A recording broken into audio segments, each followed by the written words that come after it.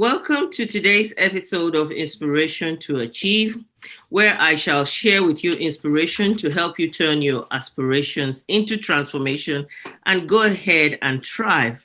My aim today is to help you achieve success by making sure that you follow your heart's desire and achieve your goals. So today I'm excited because whenever we have inspiration to achieve, I like bringing new dimension and new perspectives to the table. And so we're having rich conversations today, and I'll be having my session with Gertrude Dzirasa-Payne. I hope I've pronounced it right. And if I haven't, she's going to correct you. She's going to correct me. So welcome. My name is Patience Ogunbona, and I'm the host of Inspiration to Achieve. And I'm also known as the Visionary Introverted Woman because I work and help introverted women to thrive. And my aim today is to help you, to raise your level of ambition. While you're watching us today, I would want you to make sure that you answer the question, am I ambitious enough? So without further ado, I've got my guest here, Gertrude, and I know that you will gain a lot of insights and benefits from Gertrude. Gertrude is an entrepreneur. She's a keynote speaker. She's a business coach. She's a content creator, an influencer, author, and philanthropist. And as far as I'm aware, when it comes to ambition, to me, her simple definition is that it's about supporting people to raise their level and to shine. And she does that in all the dimensions that we've mentioned. So you're in for a treat today as we talk about the power of ambition. So welcome, Gertrude, to today's Inspiration to Thank you, Achieve. Patience. My surname is Dzirasa-Payne, so which is fine. If you can remember the word Jurassic Park. Oh. Dzirasa-Payne. That is it. That's the trick to it. So thank you very much for brilliant. So we've said that the people watching us today should have this question at the back of their mind. How ambitious are you? And our aim today is to raise ambition. So tell us a bit about your story and your journey, and does the word ambition really resonate with you? And if so, why? Just share with us what. Okay, I mean, as Patience said in the introduction, I'm a servant of God. I'm a mom, I'm a wife, and I'm an entrepreneur. Together with my husband, we run a number of other businesses. We are into health and social care, we are into recruitment, we are into properties, and we are into a number of charities and a number of voluntary support groups, because we believe strongly in giving back, that wherever you are, whatever stage you are in life, there is someone that is beneath that can do what you're helping to pull them up. So we believe strongly in doing that, be it an orphan, be it another lady in business or another man in business, or be it somebody that's just setting up and need advice or need counsel or need direction as to how they can fulfill that business calling or business mandate over their life. So in a nutshell, that is us. And you are going to find out as time goes on that the number of the business, we never set up and had all these business from day one. I think it came out of the need. We identified setting needs in the community, setting needs in our own life, setting need in our core business, that then led us to overcome those needs or to solve those problems in society. We ended up creating a few other organizations or diversifying into other markets just to fulfill a need. And then as we fulfilled our own need, we began to sell out the ideas that we had to other individuals that may be in need of it. And this brings me nicely to the question that Patience asked about ambition. Am I ambitious enough? Again, for me, ambition is a drive. Ambition is a desire. Ambition is that burning quest on the inside of you to succeed at something. And for me, when it comes to ambition, I define my ambition. I'm sorry, or I've just got to say that for me, because I'm a Christian, a lot of my ambition is based on biblical values. I have identified some years back, I was able to identify who I've been called to be and what role I'm I'm supposed to play in this place and what purpose for which I am here. And that then, with that insight, knowing my why, every drive and every passion and every ambition that I have inside of me is geared towards fulfilling that bigger why. So I always keep my eyes on my why and make sure that I channel my desires to help me fulfill my why and fulfill my purpose. So I believe that we've got to evolve. I evolve every season of my life. I evolve every stage of my life to a better version of me. But I make sure that that better version that I evolve to always ties in with my why. So for me to fulfill that bigger, for me to be ambitious, all my ambitions is rooted in my purpose. All my ambition is rooted in my why that I'm here. All my ambition is rooted in that, and that is what drives me to makes me to be an ambitious person. So thank you for that. And I like the word drive. I like the word desire. I also like the word purpose. So, and a lot of times people are looking for, okay, to answer this question as you think about it, do I have enough drive? Do I have enough desire? Is my desire legitimate? And I think your desire is legitimate because you have purpose. We all have purpose. There's nothing that exists because of nonsense or because it's everything you see that exists because there is a purpose. So when you think about it, okay, does a virus exist for a purpose? I don't know. But as you can see, there's a lot that the pandemic has done, both good and bad. A lot of times the climate was going bad, and nature, in a sense, brought something that made us stop. Because I attended a rally where they were talking about we don't have a lot of time to fix a lot of things, and I thought that might be an exaggeration, right? Yeah. But I listened to the facts and the figures and the things they were saying, and I recognized that they had a point here. And if you look at the seasons and the way things work, they had a point. And they were saying that enough is not being done. But life stopped, and things changed. So when you think about purpose, there's maybe in a bad or good way, what we have experienced from COVID-19, COVID was fulfilling its own purpose, whatever that purpose is, in the divine plan, in the divine action. So when we talk about purpose, maybe help on the audience to understand by taking us back to who were you from the beginning as a young person, as a person who has become who you are before the businesses. What is it that has driven you to create these businesses? Who were you in the beginning before you created them? I think I've probably shared this with you before, Patience. And again, I never grew up, or I was never born feeling any confident about myself, having high expectations for myself.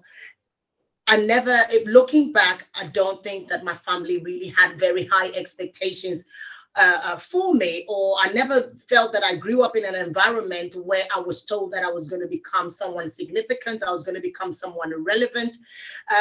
As I said, I think I repeated twice in my educational life. So if you look at my year group, I'm about 2 years older than some of them, and it's because I had to repeat somewhere along in my educational life. And I think my turning point was when I was about 15, and I began to look at life differently, because I began to look at other people that I was in class with, and they were getting A's and doing things, going on to become school prefects and things like that. And I set my sights on it. If they can do it, I can do it. And for me, that became my motivation. That became my drive, that I'm not this insignificant young girl. I'm not this troublemaker young girl. I'm not the one that keeps getting bad remarks of their teacher, that you are talkative in class. I can do better, and I can turn my circumstance around. And so that, for me, that was it. And that's when I began to turn things around for myself. So when it got to my O-level stage, what is equivalent to O-level stage, and my A-level stage, I did exceedingly well, because I had at that point decided that I was better than what I was. I was better than my environment. I was better than my circumstance. I was better than my past. And so I strived to do better, and I began to do better. And also then when I started working, I kept rising up in the ranks until I got to the cap. I was a manager in an organization. And after a while, I was still having this burning desire in me that this is not it. Because in that organization, I had maxed it. This is where I was, and this is the most that I could achieve.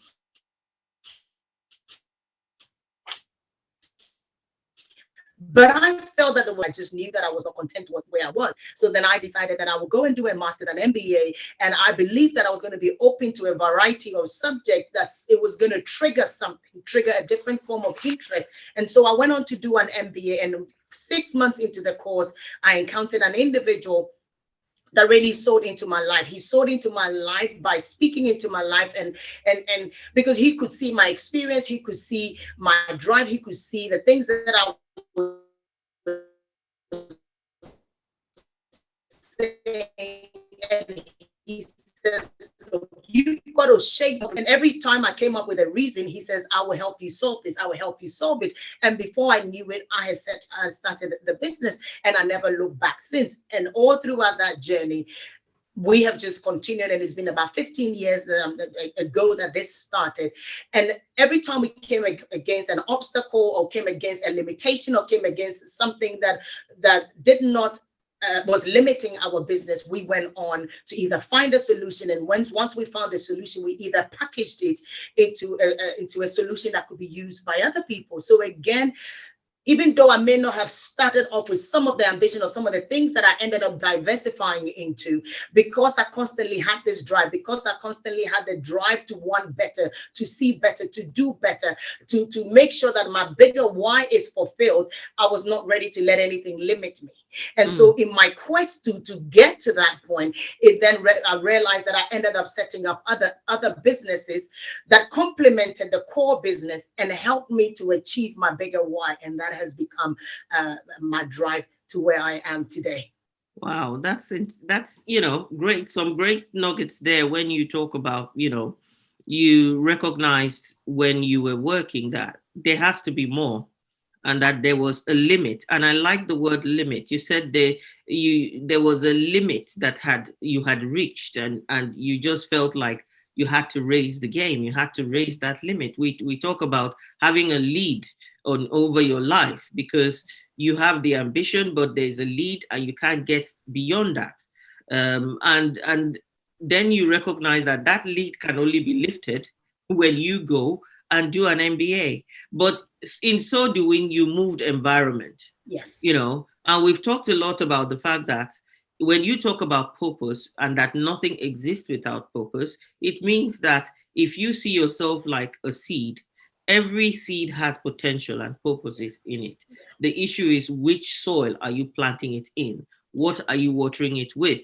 And the environment is key. And you have moved environments in order to be able to shape that ambition into something tangible, to bring something out. And also, I guess you moved from, what I like is what you say is that you moved from dealing with your problem and being ambitious about other people's problems, which is how success happens. So you start with, I have a problem and I have a desire, I want to grow up. It's the same thing if I use an analogy of a seed.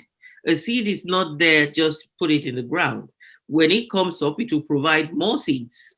And so that's the idea, is that you're nurturing, you're watering, you're in the right environment, the right people who would say, actually, because a lot of people are in environments where people will say, what?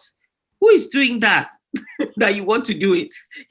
How do you think it will succeed when it's not happening? So if the people who made cheers had said, had listened to people, they wouldn't have made cheers. And the people that proved how gravity works, or whether the world is round and so on, there were a lot of naysayers around that said, this is not how it works.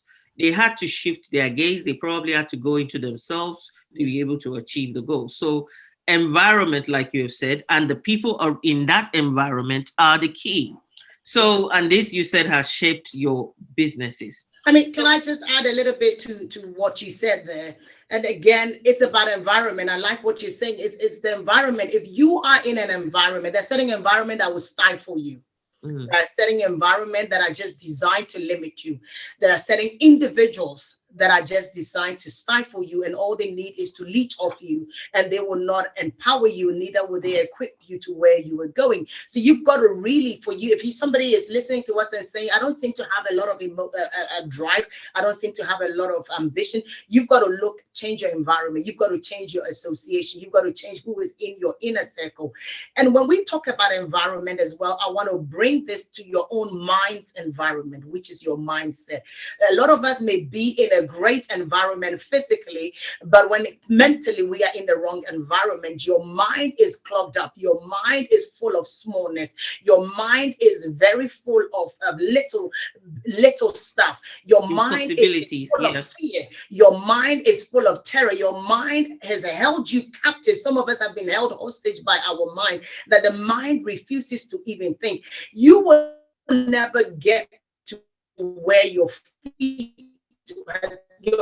will never get. In the ceases to travel to that place, your feet will never get there. And so a lot of us, we've got to deal with the mind. It's the whole mindset thing that you've got to deal with first. Change your own mindset. Some of us are our own worst critics. It is not the people around you telling you can't go, but you are the one telling yourself that I can't go. You have kept yourself hostage. You've kept yourself in prison. You've kept yourself out of moving forward. So you've got to change your own mental environment. And then you look at about changing also your physical environment. And like Patience said, that you cannot grow rice on a dry clay ground. It's going to grow in a swampy ground. Neither can I take plantain that grows in Africa and want to grow it in the snow here in England. It's not going to work. So the problem, it's not the seed. The problem is the location. Where am I trying to plant it?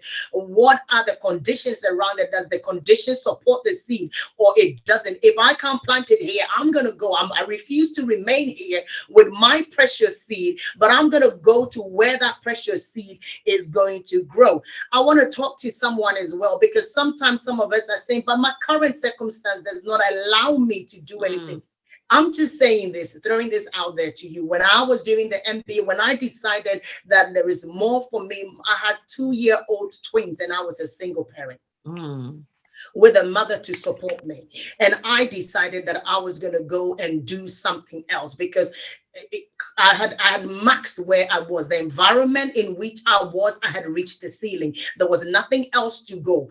Whether I had 2-year-old, whether I was a single parent, whether I did not have the education, is a secondary matter. My primary need is I desire to do better. I have an ambition. I have a drive on the inside of me, and I am going to make it happen. I'm going to find a way that I am going to make all of these things coexist until I become and fulfill that which I need. So we should also be careful about the excuses. I mean, Patience, I'm sure you will agree with me that this morning you and I had an excuse why we shouldn't get out of bed.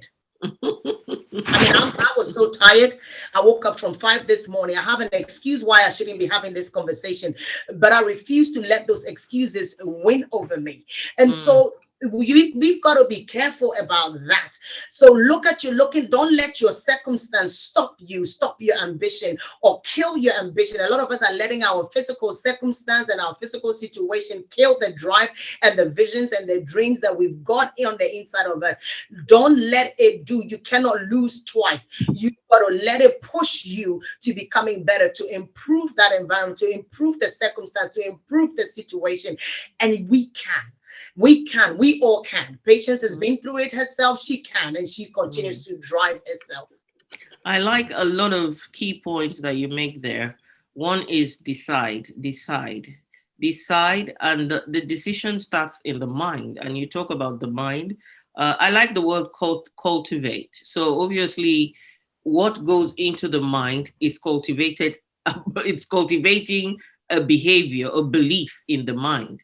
So deciding that you are going to take responsibility for cultivation of what is in the mind is key. I like that you said.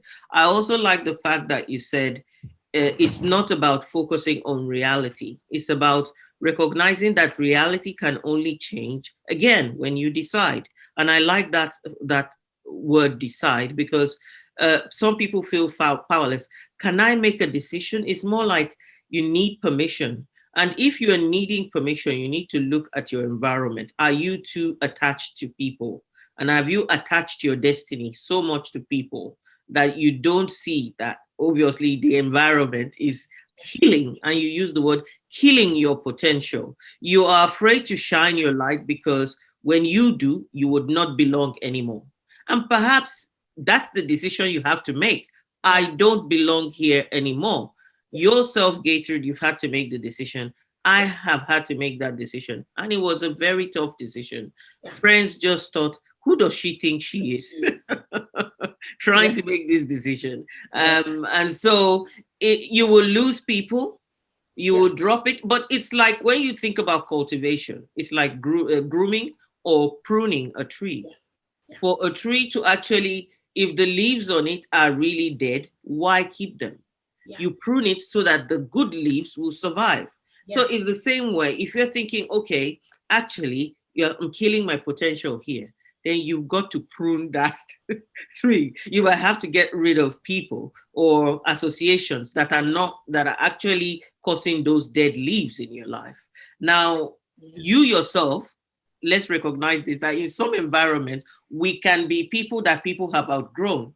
Because you talk about mentors, and what one thing I want you to share is how people might also focus on mentors over and above their ambition. You might have outgrown a mentor, you outgrow people, you outgrow environments. So talk a little bit into that about you outgrow people.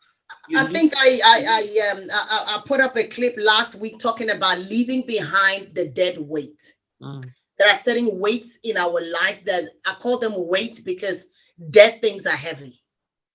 And what they do is they weigh you down. And so there are times when you've got to literally leave behind setting dead weights. And when I say dead weights, there could be some dead ideas. There could be some dead relationships. There could be some individuals that are just there leeching off your life. And you've got to leave them behind, especially if they're not going, they don't resemble where you are going.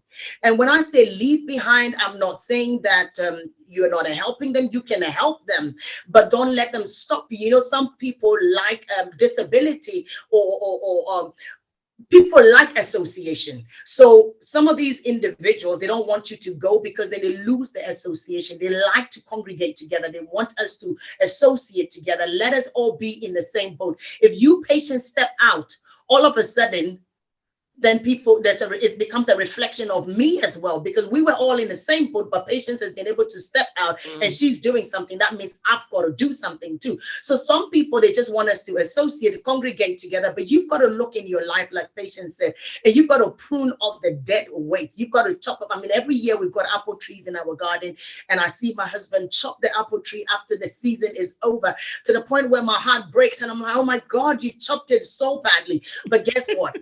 By the next year, we get better fruits. We get better fruits. I still struggle to watch it all going down, but I know the following year, and definitely the following year, you get better fruits. So don't be afraid to leave dead weights behind. Don't be afraid to prune off certain things in your life. Don't be afraid to give up on setting habits. When we talk about dead weights and we are talking about these pruning, some of us, it is our own habits. Not being able to manage our time, not being able to manage our resources, not being able to manage our own relationship, not allowing negative thoughts to take control of us, not allowing fear. All of those things are dead weights that we've got to leave behind. Now, I just want to shift a little bit into the question that Patience asked me about mentorship. I mean, as I said, I was asked the other day, who is a mentor? Who should I choose for my mentor? I said, look for people that resembles where you are going. So if you've identified what your ambition is, what your why is in life, where you think you are going in life, we all don't have all the expertise straight away. So we would need someone to guide us and maybe to help us, to guide us along the way until we get there. But I want you to take this caveat. When you get there and you max that place, it does not mean you remain there. I'm not saying fall out with a mentor, because a mentor can only take you thus far. I cannot take you further than myself. I can only take you as far as myself. And so when you get to that level, that is why as mentoring, when you're receiving mentorship from the person, it does not mean that you copy everything of the person, because we all have different paths. We take the bits that we need. And when you max me because I've got nothing else to give you, you've got to move to the next level. We will still be friends. We can still be friends, but it doesn't mean that I still mentor you. You move on to the next level. Don't let the level of your mentor become your level if it is not called to be your level. You've got to move to the next level. You've got to move on and find the next mentor. And I like that, because I always say I work with introverted women who have self-doubt. And the question I want them to answer, or what I empower them to do, is to develop unwavering self-belief, high performance, and business strategies. It means that at some point, when you develop unwavering self-belief, you would want to progress to that next level. There might be a coach that does something bigger than I do. But the starting point is, if you are full of self-doubt, then you will lack ambition. You will lack zest for life. You'll question, am I good enough? And the truth is, if you are not good enough, you are not going to be here. You are good enough for that purpose. We've talked about purpose a lot. For that purpose for which you were called. If you need to nurture, cultivate, and prune, then you do it. Because when you do it, the ambition rises to the surface and you begin to see yourself as you need to see yourself. And what you then need to do is to not say, okay, based on the feedback I'm getting from people because they don't think I'm good enough, or just based on the way my current reality, because you shared your story about your reality, is right now, I'm not going to believe that I have potential, that I can become this fruit tree. You need to have unwavering self-belief. And if you need help, strategies and things, is going on that journey. I think there is a phrase that I like, which says, bet on yourself. Yeah. Bet on yourself. And you've got to say, you're a good investment. You're a good investment to put your resources into, to put your energy into, to put your time into. Because the time you have been giving is to invest in yourself to become who you are meant to be. So thank you for that. There's also what are the key say something, Patience? Yes. Again, my ambition is not dependent on my education. My ambition, your ambition will not necessarily be because you've got the qualification. My ambition is not dependent on the fact that you've got the resources. Your ambition will not be dependent on the fact that you've got the finances to be able to do it.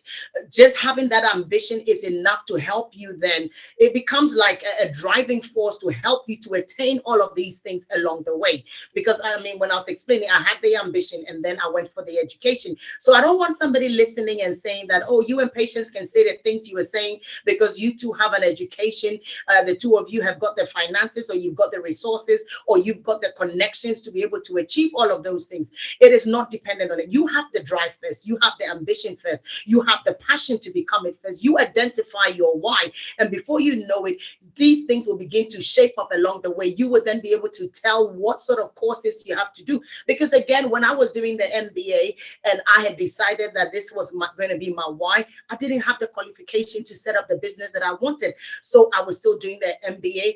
I had the kids. I went on to do an NVQ level 5 because I needed that for to set up the business that I wanted to. So I didn't have it when I had the passion or when I discovered my why. But then I went on to start attaining the qualification and the skill sets and the resources, speaking to business people. This friend then says, I'll invest in you. I'll give you the money, the capital that you need, the office space that you need. So you just have the ambition and then begin to work on it gradually. Some are waiting that when I get this stuff, then I get the ambition. I get a lot of people saying that they are waiting to see the money before the ambition comes. No, it doesn't work that way. It's the chicken and the egg situation, isn't it? Which one comes first? But the truth is, whichever way you cut it, it's important to recognize that inbuilt thing. We've talked about it in the past, where we've said that ambition is the default position of creation. Both of us are people of faith, and we've said that when man was made, it was told, go and be fruitful. So if you're feeling like you are in a space that you're not fruitful, then obviously you need to raise your ambition first. But once you have become fruitful, it says to multiply. That would involve other people, because you now need to think about things like leadership skills, because that's a skill. That talent you might not have, that will create a lead in your life. Then you move from there and you replenish. You are building leaders to go ahead and develop other leaders. And you do all this in the process of raising your ambition, being who you are, because that's the default of every human being, regardless of how you were born, where you are from, is the same default. Man was made to be able to be fruitful, to multiply, and to replenish. Yeah. In that sense, so we talk about ambition, and the truth about it in life is there's good and there's bad side. So speak a little bit. People are ambitious. What are some of the things a person who is an entrepreneur, an ambitious entrepreneur, needs to be wary of? Okay. I mean, I talk about my own personal ambition, and I said my personal ambition is to fulfill my calling and fulfill my purpose. That is my drive, and that's what drives my ambition, is to become everything that I was predestined to be, to become everything that I believe that I'm in this place for. So I would advise that as leaders, find out your why. Why are you here? What is it that you've been called to do? What problems have you been called to solve? What organizations have you been called to set up? What businesses would you go into? What industry would you go into? Where have you been wired to give the most impact? Where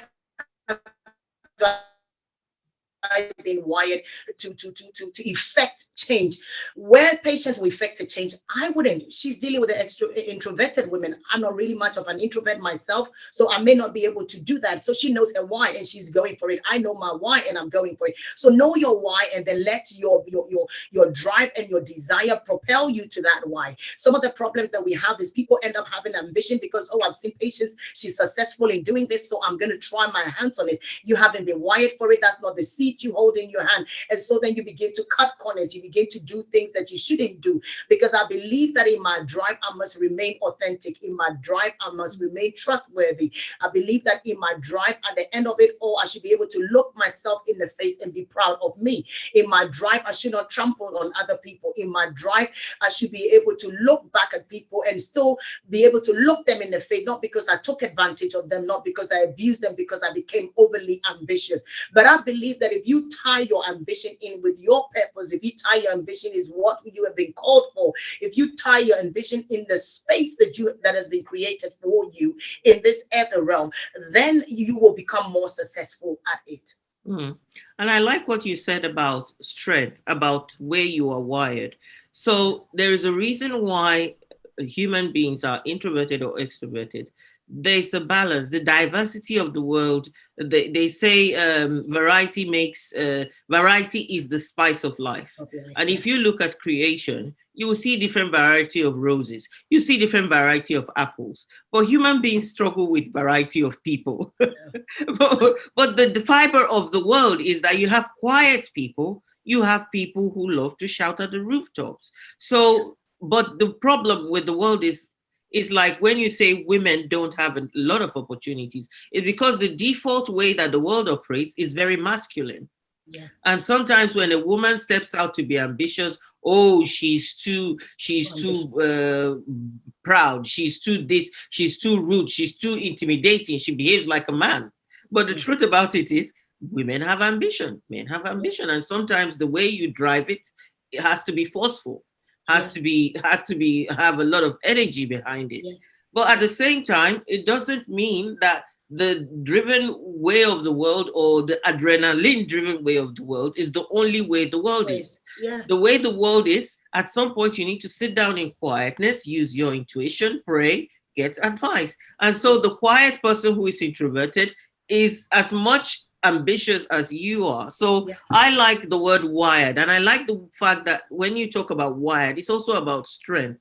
It's recognizing that if you operate from a place of strength, the law of least effort will apply.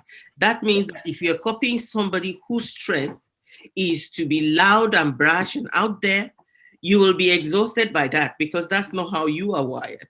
So you've got to discover, and that's the problem with humanity. That's the problem with taking personal responsibility for your growth.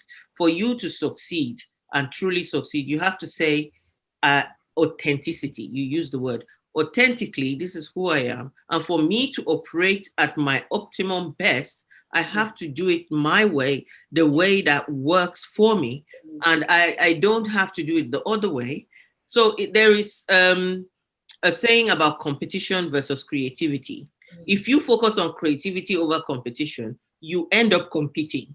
Yeah. You end up competing from a place of strength, not from a place of just trying to beat somebody, but from a place of strength. Right. However, if you focus on competition over creativity, you keep coming from a lower place, a lower way of thinking and a lower mindset. So I appreciate all of this. So in terms of wisdom, what final words of wisdom would you leave with the audience to I say think power of ambition?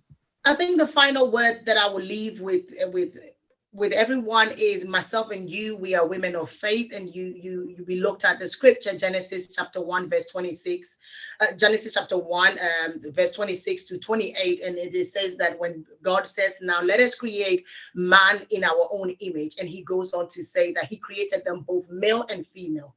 That was the only thing. He says, in our image and likeness. And what is the image of God and what is his likeness? He's a creator. I mean, we're talking about the creative ability. God is a creator. He everywhere around us, we see him and his every great thing that he's done. So you and I have been created for greatness. You and I have been destined for greatness. And the only distinction is he created them both male and so men have been called, women have been called. We're looking at whether you are an introvert, you're an extrovert, you are beautiful, you are fat, you are short, you are able, you are none of those comes in. So far as you are a man, so far as you are a woman, you have been created in the image of God. Both of us are alike. So we are capable. I want to speak to someone that's listening to the two of us that you have been destined for greatness, because after he called them, he says, I will call them so they will rule, so that they will govern. You and I have been called to rule, to govern, to have dominion. So you sitting there listening to the two of us, you are amazing. You can do it. You have got it in you. It is just buried in somewhere there in you. And life is just buried and covered it up. But you can begin to flourish. You can begin to find it. You can begin to plant yourself in the right place. You may have been planted in the wrong place, but change your environment. Begin to change your outlook of life. Begin to change what you allow to sit in your mind. Don't let your mind become a dumping ground for fear. Don't let it become a dumping site for every negative thought. Begin to get rid of the negative thoughts. Begin to get rid of every negativity in your life. Begin to discover you. Begin to find out your why. You were never an accident. No one is an accident. I don't care what you've been told when you were a child. I don't care what you've been told. I don't care what circumstances you have been through your past. I don't care what things have happened. Someone may be saying, but Patience, you don't know what's happened to me. I've been through a divorce. You don't know what's happened. I never had the education. You don't know what's happened. I never this. There are so many excuses. Quit telling yourself the excuses. A lot of us are telling ourselves the excuses to the point where we believe those excuses ourselves. And it stops you from becoming. It stops you from having that ambition. It stops you from having the drive and stops you from fulfilling it. It's not enough to have the ambition and the drive, but you've got to let that ambition or drive channel you to becoming something, to fulfilling your purpose, to fulfilling the reason why you are here. No one is here by accident. No one is here by just to sit in your comfort zone. You've got something to give. You've got a story to tell. You've got a book to write. You've got a message to give. You've got a video to put together. You've got something. You've got someone's life to impact. Because for you to rule, for you to govern, for you to have dominion, you've got to have a follower. So somebody is going to be following you. Somebody needs to hear your story. Somebody needs to hear that word. The children that you've been blessed with, those children need to see a strong mom. They need to see a strong dad. They need to see you doing something. A lot of us, if the environment that you were in was not all right, now that you've grown up, create the best environment for your children so your children can thrive and they can become better. So that is what I personally want to leave with you today. You are in a pandemic. We may be in a crisis. Yes, you may have lost your job. Yes, you may have lost your marriage. You may have lost something, because nearly each and every one of us have lost something. But don't let the loss, the thing that you've lost keep you in a place that you shouldn't be. Let that be a reason to drive you. Maybe you lost that job because God wants you to enter into your own business. Maybe you lost that job because you're going to use the time to write your book. Maybe you lost that job because you're going to put a course together. Maybe you lost that job because you're going to focus on something. Don't just fold your arms and sit there. There are opportunities all around us. The world is in a leadership crisis, and the world are looking for strong men and women like you and I to begin to come up with ideas, begin to lead, begin to reshape this world. So rise up and be a part of the revolution that is happening all around us. And I like that. Thank you so much, especially the fact that you mentioned if you fight for your excuses, you get to keep them, and that is the big challenge with taking responsibility for actually delivering your ambitions and your goals and what you want to deliver. If you fight for the excuses that you have currently, you get to keep them, and they get to dominate your life, and they get to control your life. And there are many people with more challenges than you have who are doing the things that you want to do, and or you have the capability to do, and not doing. So it's very important to remember that your default position is going to remain ambition. So you're never going to feel comfortable at a lower level. Now, don't get me wrong, if you are in a career, there are people doing fantastic things. Imagine the doctors deciding not to do business. Who is going to man our hospitals? So, but in there as well, they have found fulfillment and purpose, and their default still remains ambition. A doctor that starts as a junior doctor does not remain a junior doctor. They move on to become a consultant. And at the consultant level, they've had to research diseases, they've had to write papers, they've had to do a lot of things to get there. That means they've impacted the world to get up there and keep adding levels. And at the same time, many consultants will get to train junior doctors. So they are passing on the knowledge, the skills from that top level down. Is the default position of the world. And I guess the other bit to say is that it's not, we are encouraging you about this because you have to recognize that the world needs the new ideas, because it's a new season. What's happened is the old world has left. It has left since as soon as 2020 started, we said 2020 vision. Guess what? We needed to now see differently. So there is opportunity and there are gaps to now create a new world. That means there are people rising, and there are people positioned and ready for this new world with new ideas. You are very well one of them. It's not can, but you are very well one of them, because you are still here. If you're still here, there is purpose to fulfill. And if the purpose that for which you are still here is because in this season, there is a lot of change that needs to happen, and you are part of that change. So thank you so much. Patience, can I just add a little bit to it? And maybe I'm throwing this question to yourself and myself, really. Should ambition always lead to a financial reward? And for you are great at this, because I would say no. I wanted to done so much. I think I want people to know that our ambition and our purpose will not always be a financial gain, but it is solving something. So, somebody's ambition is to see world poverty decline, and somebody's ambition is to see poverty in Zimbabwe reduce. One of my ambition is to see that orphans are supported across the world. So I want to encourage people that are out there that are doing charity work, that are philanthropists as well, giving. Those are all ambition. Don't get us wrong. Those are drives. Those are ambition as well, because you've got that ambition to see to it that an orphan is never left without education. An orphan is never left without the next meal. An orphan is never left without the love of someone. So all of those, if you're in charity work, if you are in philanthropy, the world needs more of that. And so we want to encourage you on that journey as well, and keep that ambition and keep that fire and that desire burning, and do all you can to be able to fulfill that too. Thank you so much for for emphasizing that. And thank you so much to those that have watched this. You must have gained a lot of nuggets to take away. And the key message is, don't let your ambition die.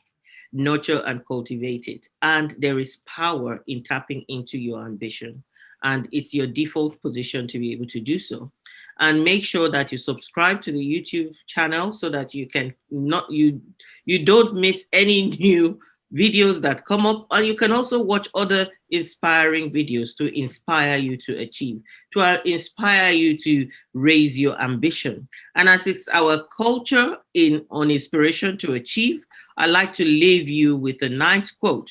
And the quote I have for you today says, "It is a grand thing to rise in the world.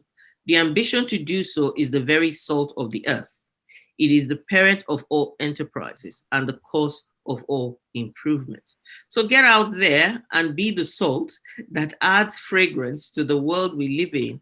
The world needs healing, it needs restoration. And if you have an idea and you're sitting on it because of fear, you need to bring that salt into the world. So this is a quote by Anthony Trollope. It leaves me to say, thank you so much to Gertrude, my guest, for being here and for sharing, her story, her business story. You can connect with her as we share links to her profile. You can connect with her. You can follow her on YouTube as well. You can follow her on LinkedIn and all the social media platforms. Same as myself, if you're an introverted woman and you think, I need a mentor, I need a coach, we're both available. You can contact me. You can, explore. Am I the right fit for you? Because I might not be. I might not resemble, like Gertrude said, where you're going. And Gertrude might resemble where you're going.